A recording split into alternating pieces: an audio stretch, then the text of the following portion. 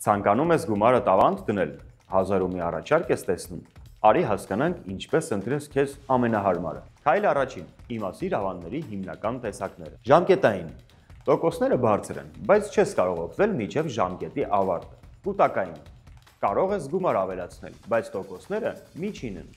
Ծպահանջ, կարող ես ցանկացած պահի գումարը ստանալ, բայց տոկոսները ցածր են։ Քայլ 2, մտածիր մի քանի կարևոր կետերի մասին։ Ինչի համար ես ներդրում,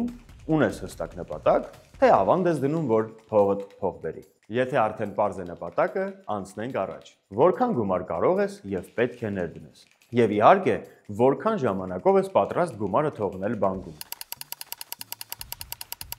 Քայլ 3. Համեմատիր բանկերի առաջարկները։ Այցելիր fininfo.am կայք, ընտրիր ավանդ բաժինը, լրացրու անհրաժեշտ տվյալները ու կտեսնես հայաստանյան բանկերի առաջարկները։ Ուշադրություն դարձրու տոկոսադրույքներին եւ այլ պայմաններին։ Այսքանն անելուց հետո մնաց դիմել բանկին, ներդնել գումարը, ունենալ ավանդ ու սպասել տոկոսագումարների։ Ժամանակը ոսկի է։